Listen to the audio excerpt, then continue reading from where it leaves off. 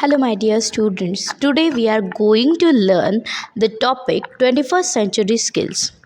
First of all, what are the 21st century skills? 21st century skills म्हणजे 21व्या शतकातल्या अशा गोष्टी, असे स्किल्स जे आपल्या सगळ्यांना आलेच पाहिजेत. Learning skill in the 21st century skills are skills required by a present day learner to master the study content while producing, synthesizing and evaluating information from wide range of a subjects. प्रत्येक विषयातलं अगाध ज्ञान असणं आणि ते evaluate करण्यासाठी, ते बाहेर काढण्यासाठी सगळ्यात इम्पॉर्टंट काय असतं तर 21st century स्किल्स असतं. तर तीच 21st century स्किल्स आपण आज शिकणार आहे. ओव्हरऑल 21st century स्किल्सचे काही टॉपिक आपल्याला दिलेत, जे आहेत 12 मेन टॉपिक. त्या 12 मेन टॉपिक्सवर आपण स्टडी करणार आहे. सो आपला फर्स्ट टॉपिक आहे critical thinking. Critical thinking. It refers to the ability to analyze facts to form a judgment. A person with a critical thinking skills is able to understand the logical connection between ideas and evaluation problems systematically. A critical thinker knows how to make use information to solve problems. नुसतंच अभ्यास करणं महत्त्वाचं नाही, तर त्या गोष्टीवर विचार करणंही तितकंच महत्त्वाचं असतं. जर तुम्ही एखाद्या गोष्टीचा सखोलपणे विचार केला, क्रिटिकल थिंकिंग सखोलपणे विचार करणं, positive, negative, useful, non useful अशा गोष्टींचा विचार करणं, त्या गोष्टींचा विचार केला तर कुठलाही प्रॉब्लेम तुम्ही सिस्टमॅटिकली सॉल्व्ह करू शकता. आणि हे सगळ्यात मोठं 21st century स्किल आहे, जे इमोशनली आणि प्रॅक्टिकली तुम्हाला लाईफ जगण्यासाठी मदत करतं. आपला सेकंड पॉईंट आहे creativity. It is the ability to discover and create new and original idea. Most of the time involves lateral thinking to achieve solutions. To develop creative skills, a person has to set aside any bias he or she might have, the look at the problems with an open mind after organizing his or her thoughts logically. बघा, creative thinking हे सगळ्यात जास्त महत्त्वाचं आहे. Creativity ही जगातली सगळ्यात important गोष्ट आहे, जी आपल्याकडे असली पाहिजे. क्रिएटिव्हिटी म्हणजे एखाद्या गोष्टीवरून नवीन काहीतरी उत्पन्न करणं, नवीन काहीतरी तयार करणं, याला क्रिएटिव्हिटी म्हणतात. आणि आजकालच्या 21व्या शतकात सगळ्यात जास्त काय महत्त्वाचं असेल तर ती क्रिएटिव्हिटी आहे, की नवीन काहीतरी जे कोणी करेल त्याला सगळ्यात जास्त व्हॅल्यू आहे. जुनं पदडणं इझी आहे, बट नवीन काहीतरी क्रिएट करणं सगळ्यात इम्पॉर्टंट आहे. आफ्टरवर्ड्स आपला थर्ड पॉईंट आहे collaboration. It is a skill that enable one to work with a other to produce or create something. Giving and receiving feedback, sharing credit, acknowledging other skills and ideas, expanding on ideas given by them members and listening to their opinion and concern are part of collaborative skills. Look, in the 21st century skills there is really very important skill, that is a collaboration. Collaboration म्हणजे कुणाच्या तरी सोबत काम करणं, कुणाला तरी आपल्या कामात मर्जअप करून काम करणं. या गोष्टींनी असं होतं ना की समोरच्याचाही फायदा होतो आणि आपलाही फायदा होतो. आणि या दोन्ही फायद्यांमध्ये, या दोन्ही कोलॅबरेशनमध्ये सगळ्यात इम्पॉर्टंट गोष्ट अशी होते की आपलं नॉलेज वाढतं, आपलं लिसनिंग स्किल्स वाढतं आणि त्याचबरोबर आपण एक्सपांड करू शकतो एकत्ररित्या. That is called as a collaboration. त्यानंतर आपला फोर्थ इम्पॉर्टंट आणि जगातला सगळ्यात इम्पॉर्टंट टॉपिक आहे, तो म्हणजे communication. It is an exchange of informations, ideas with others. To communicate effectively it is important to choose an appropriate channel of communication so that the scope for misunderstanding can be minimised. बघा, जगात सगळ्यात important आहे की communication करणं. एखादी गोष्ट, आपली idea, आपले विचार, आपल्या गोष्टी समोरच्याला सांगणं एका योग्य माध्यमातून म्हणजे कम्युनिकेशन. सो कम्युनिकेशन स्किल हे जगात सगळ्यात जास्त इम्पॉर्टंट आहे. तुम्हाला कुठल्याही माणसाशी बोलायचं असेल, तुम्हाला कुठलंही काम करायचं असेल, तुमचं पर्सनल असेल, इमोशनल असेल, प्रोफेशनल असेल, तरी पण सगळ्यात जास्त इम्पॉर्टंट काय असेल तर ते कम्युनिकेशन आहे. सो कम्युनिकेशन हे 21st century स्किल्समधलं गोल्डन स्किल आहे, जे प्रत्येकाला आलंच पाहिजे. आपला 5वा पॉईंट आहे information literacy. It refers to nurturing the art of locating, recognising, evaluating and correctly using the needed information. Look, आपल्या प्रत्येकाकडे इन्फॉर्मेशन आहे, पण ती ॲक्च्युली कुठे वापरायची, कधी वापरायची आणि कशी वापरायची हे माहिती असणं म्हणजे इन्फॉर्मेशन लिटरसी. म्हणजे आपल्याकडं असलेली माहिती कुठे, कधी, कशी, योग्य वेळी वापरायची, योग्य त्या कारणासाठी हे माहीत असणं म्हणजे इन्फॉर्मेशन लिटरसी. उगाचच सगळ्याच गोष्टींचा अभ्यास करून ठेवला आहे आणि तो कुठे वापरायचा हे माहीत नसेल तर त्याचा काहीच उपयोग नाही. पुराण काळात आपल्याला एक गोष्ट सांगितली जायची पोपटाची आणि चिमण्यांची, की शिकारी येणार, दाणे टाकणार, दाण्यांना आपण भुलायचं नाही. सगळे पोपटपंची करतात, पण ते ॲक्च्युली यूज कुठं करायचं हे आपल्याला माहीत असलं पाहिजे.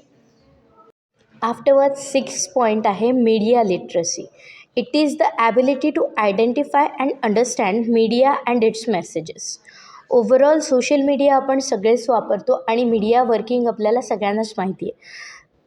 तर ability to identify and understand media and its messages. Actually मीडियाचे मेसेजेस आपल्याला काय सांगू इच्छितात, ते काय वर्किंग करतात, ते कशा पद्धतीने वर्किंग करतात ते माहीत असणं म्हणजे मीडिया लिटरसी. कधी, कुठे, कसं, काय वागायचं, कुठल्या पद्धतीने लोक रिॲक्ट करतील हे माहीत असणं म्हणजे media literacy.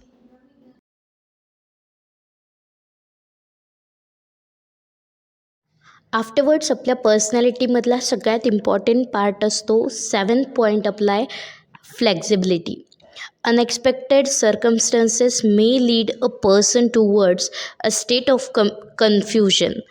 Being able to adopt sudden changes in circumstances, a flexible person is able to adjust calmly and quickly the changed circumstances to work effectively.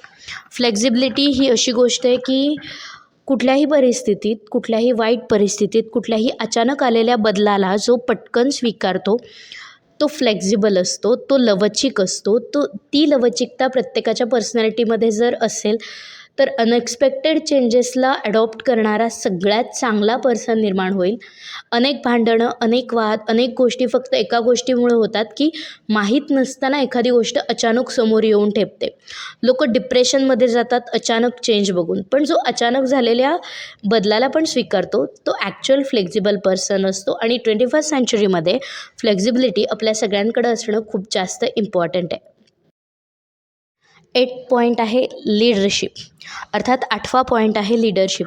A leader inspires the team as he or she leads from the front and direct the team towards the directions in which action has to be taken. A leader must possess integrity, ability to delegate responsibility, gratitude and empathy to motivate a group to achieve a common goal.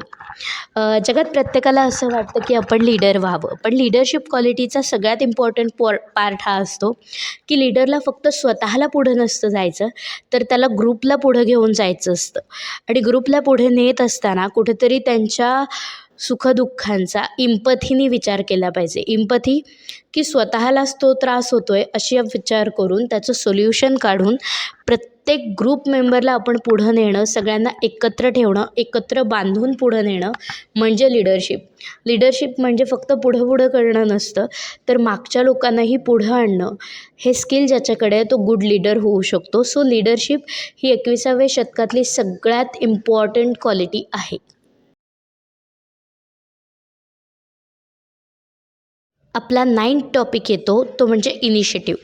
The first step to take charge before others do give the person an edge over others. A person who takes initiative is productive and can support opportunity and take advantage of situation by acting immediately to resolve the issue.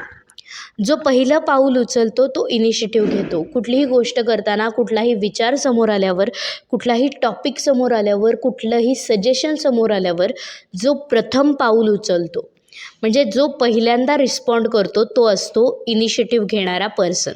So initiative घेणं हे खूप जास्त महत्त्वाचं असतं. खूप negative लोकं असतात जी काहीतरी नवीन सांगितल्यावर पहिल्यांदाच सांगतात, नाही नाही आम्ही कधी केलं नाही, आम्हाला कधी होणार नाही, छे छे आम्हाला येतच नाही, आम्ही असं करतच नसतो. सो अशा सगळ्या गोष्टी कुठेतरी बाजूला टाळून आपल्याला जे येतं आहे त्याला फर्स्ट इनिशिएटिव्ह जो घेतो त्याला सगळ्यात जास्त फायदा होतो आणि कुणीच त्याच्या रेसमध्ये नसल्यामुळे तो ऑब्व्हियसली माणूस पुढे जातो. फर्स्ट इनिशिएटिव्ह ही खूप इम्पॉर्टंट गोष्ट आहे. ज्यावेळी अनेक मोबाईल कंपनीज रिचार्जचे भाव वाढवत होते, एकमेकांमध्ये भांडत होते, रिचार्जचे भाव वाढवून स्वतः पैसे कमवत होते, त्यावेळी जिओ अशी एक कंपनी होती ज्यांनी ते फुकट दिलं आणि फुकट देणं हा त्यांचा फर्स्ट इनिशिएटिव्ह होता. त्यानेच आज सगळ्यात जास्त जिओची कार्ड जगभरात वापरली जातात. हे त्यांचं यश आहे.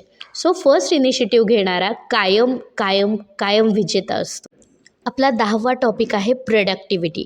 It is the ability to generate, create and enhance service and maximise output. It is about achieving goal and increasing profits within a limited time frame.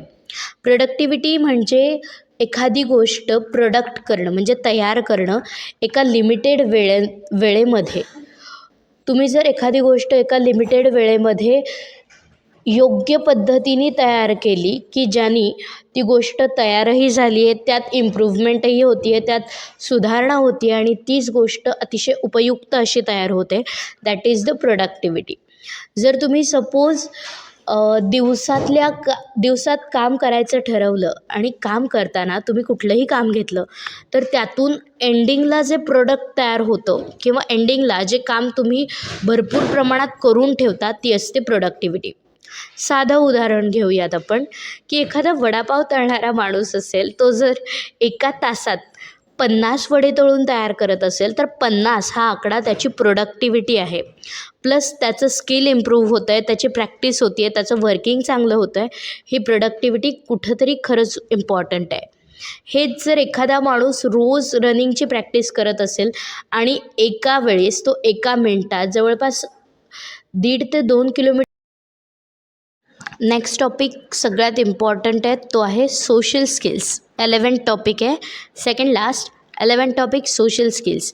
These are intrapersonal skill of developing and communicating with the people in a verbal or a non-verbal manner.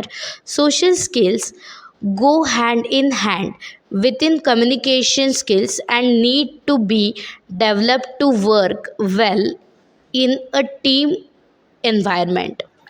Okay, social skill हे असं skill आहे जे तुम्हाला सगळ्यांसोबत कम्युनिकेटिंगसोबत थोडंसं match करतं, पण communication फक्त बोलणं आहे. तर सोशल स्किल हे की तुम्हाला योग्य पद्धतीने योग्य त्या एन्व्हायरमेंटमध्ये योग्य त्या लोकांमध्ये फिक्स व्हायसाठी, परफेक्ट व्हायसाठी आपल्याला सोशल स्किल्स आलं पाहिजे.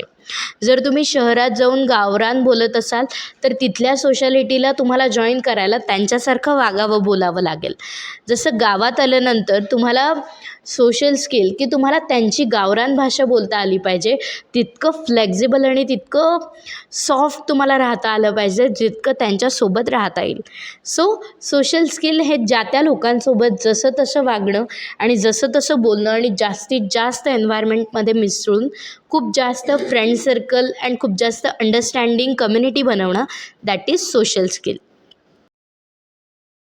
आफ्टरवर्ड्स 12th टॉपिक आहे technology literacy. The ability to effectively use technology to access, manage, integrate, evaluate, create and communicate information.